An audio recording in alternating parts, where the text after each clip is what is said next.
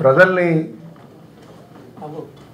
మోసం చేసి సుమారుగా నడిచినటువంటి 57 నెలలుగా ప్రజలను మోసం చేసుకుంటూ వచ్చి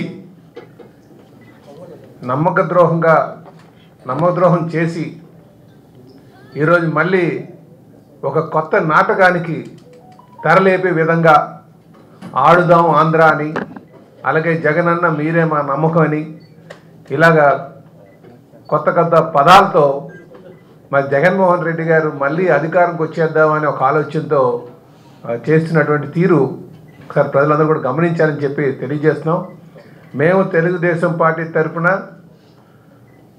నమ్మకద్రోహి జగన్ అని అంటున్నాం. నువ్వు నమ్మకం కాదు, జగన్మోహన్ రెడ్డి అనే వ్యక్తి ఈ ఆంధ్ర రాష్ట్రంలో మోసానికి పరాకాష్ఠని, మోసానికి కేర్ ఆఫ్ అడ్రస్ అని, నమ్మక ద్రోహానికి కేర్ ఆఫ్ అడ్రస్ అని చెప్పేసి మేము తెలియజేస్తున్నాం. ఎందుకు ఈ మాట చెప్తున్నామంటే జగన్మోహన్ రెడ్డి అన్ని వర్గాల వారిని కూడా కేవలం వాళ్ళకి ఫోటోలకే పరిమితం చేసి, వాళ్ళకి మోసం చేసి, వాళ్ళు వాడుకొని వదిలేసేటటువంటి నైజం ఉన్నటువంటి వ్యక్తి. ఉదాహరణకి మనం బీసీలు కానీ తీసుకుంటే, బీసీలకి నేను చాలా చేసాం, మేము బీసీలో పక్షం అని చెప్పి చెప్తూ ఉంటారు. కానీ బీసీల పైన దాడులు కానీ, వాళ్ళ ఆస్తులు ధ్వంసం కానీ, లేకపోతే రాజ్యాంగబద్ధమైనటువంటి పదవులు రాకుండా అడ్డుపడంలో కానీ, అలాగే బీసీ స్టూడెంట్స్కి అటు ప్రొఫెషనల్ కాలేజెస్లో ఇంజనీరింగ్ కావచ్చు, డాక్టర్స్ కావచ్చు, మెడిసిన్ కావచ్చు, వాటిలో వీరు అవలంబించినటువంటి పద్ధతి వల్ల అనేక బీసీ స్టూడెంట్స్కి ఈరోజు అడ్మిషన్స్ దొరకలేనటువంటి పరిస్థితి. అలా మోసం చేశారు, స్టూడెంట్ని ఒక విధంగా మోసం చేశారు అడ్మిషన్స్లో.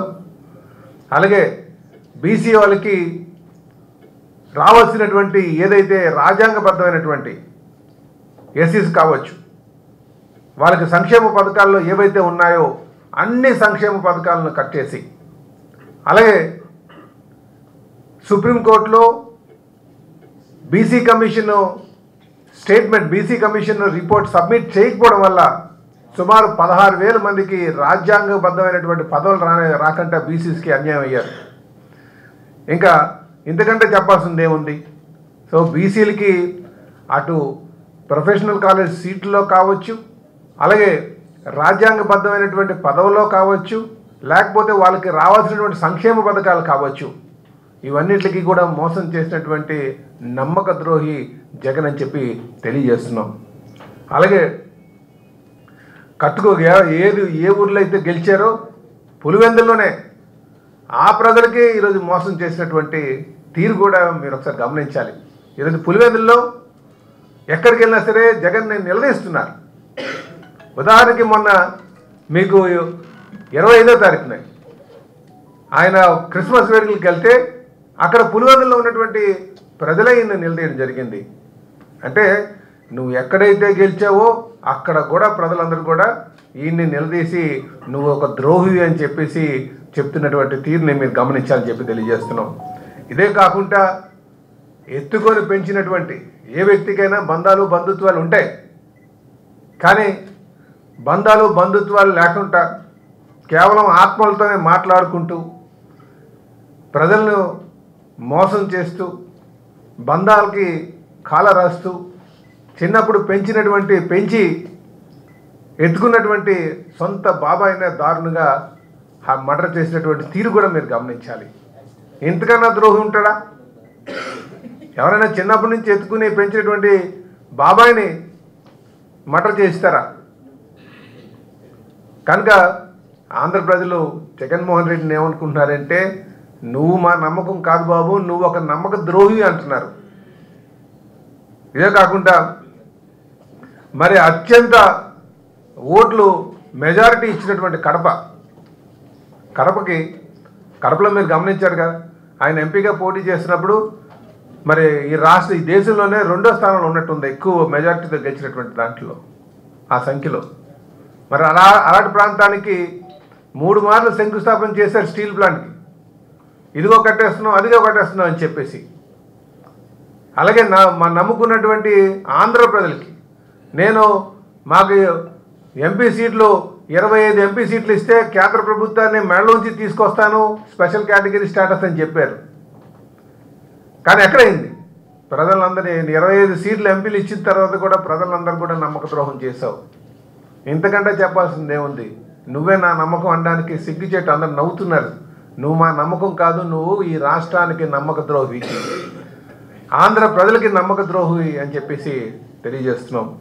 ఇదే కాకుండా మీరు ఈయన సొంత ప్రయోజనాల కోసం, ఇదందరూ కూడా బాగా గమనించాలి, ఈయన సొంత ప్రయోజనాల కోసం నదీ హక్కులు ఏవైతే ఉన్నాయో, అటు తుంగభద్ర కావచ్చు, కృష్ణ కావచ్చు, వీటిని అటు రాయలసీమ ప్రజలకి, ఇటు సర్కారులో ఉన్నటువంటి ప్రజలకి మోసం చేసి అదే ఇంకో రాష్ట్రానికి లబ్ధి కూరేటట్టుగా చేయడంలో మరి ఈయన తీరు మీరు అందరూ గమనించారు. ఇంతకంటే ద్రోహం ఉంటుందా? అటు రాయలసీమ ప్రజలకి, ఇటు సర్కారు ప్రజలకి నువ్వు నదీ హక్కుల్ని పక్క రాష్ట్రాలకు ప్రయోజనాల కోసం పాటుపడ్డావంటే ఇంతకంటే ద్రోహం ఉండదా? ఇంకోటి ఉంటుందిగా. కనుక జగనన్న అన్నవాడు నమ్మక ద్రోహి. ఇదే కాకుండా ఎవరైనా సరే తల్లి మీద చెల్లి మీద కాస్త ప్రేమ ఉంటుంది. పోనీ బాబాయ్ అంటే ఏదో అనుకుందాం, సొంత తల్లిని చెల్లిని కూడా ఎలక్షన్లో ఆయనకి ఇష్టానుసారం వాళ్ళు ప్రచారం కోసం వాడుకొని లాస్ట్కి ఆవిడ్ని ఈ రాష్ట్రాన్ని నుంచి పక్క రాష్ట్రానికి వెళ్ళిపోయేటట్టుగా చేసినటువంటి వ్యక్తి అంటే ద్రోహి, తల్లి చెల్లికి చేసినటువంటి ద్రోహి జగన్మోహన్ రెడ్డి. ఇంకా ఏమైనా ఏ ముఖం వేసుకొని జగనన్న మీ నమ్మకం అని చెప్తారో ఒకసారి చెప్పాలి. ఏదైతే కాగితాలు పెట్టుకుని ఇంటింటికి ప్రచారంకి వెళ్తున్నారో వీళ్ళందరూ కూడా సమాధానం చెప్పాలి దీనికి. సొంత తల్లిని చెల్లిని పక్క రాష్ట్రానికి పంపించినటువంటి ద్రోహి ఈ జగన్మోహన్ రెడ్డి అని చెప్పేసి. అలాగే మరి వీళ్ళకి మాట్లాడితే వైఎస్ఆర్ అంటారు.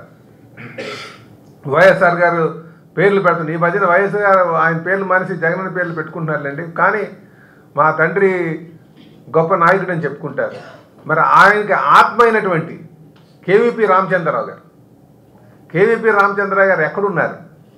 ఈయన ఏమైనా తీసుకొచ్చారా? ఇంకా ఏం కావాలి? తండ్రికి అత్యంత అంటే నేను ఎందుకు చెప్తానంటే ఈ వ్యక్తికి బంధాలు బంధుత్వాలు మంచి అనే ఏమాత్రం ఉండదు. ఈయన సొంత ప్రయోజనం, ఈయన ఎదుటి మనుషులు వాడుకోవడమే ఉద్దేశంగా ముందుకెళ్తాడని చెప్పి తెలియజేస్తున్నాను. ఇంకా దారుణమైనటువంటి విషయం ఏంటంటే ఈయన జైల్ మేట్. మీకు తెలుసు కదా అందరికీ జైల్ మేట్ ఎవరు? ఈయనతో పాటు సుమారు 11 ఛార్జ్షీట్లో కో అక్యూజ్గా ఉండి 11 నెలలు ఆయనతో ఉన్నట్టున్నాడు జైల్లో. మోపిదేవి గారు, మోపిదేవి వెంకటరమణ గారు. మోపిదేవి వెంకటరమణ గారికి ఈరోజు ఆ కాన్స్టిట్యున్సీ మార్చేస్తున్నారు. అంటే అందరూ కూడా గమనించండి, నువ్వు నా నమ్మకం కాదు, నువ్వు ఒక మోసగాడివి అని చెప్పేసి నమ్మించి మోసం చేసేటువంటి వ్యక్తి. నీ జైలు మేట్నే నువ్వు మార్చేసావంటే నువ్వు మంచోడు అవుతావా? నువ్వు ఒక మోసగాడివి. ఇదంతా కూడా ప్రజలు అదే అనుకుంటున్నారు. జగనన్న నమ్మక ద్రోహి, అవసరానికి వాడుకుంటాడు, ఆయన అవసరం తీరిన తర్వాత నట్టేట్లో ముంచుతాడు.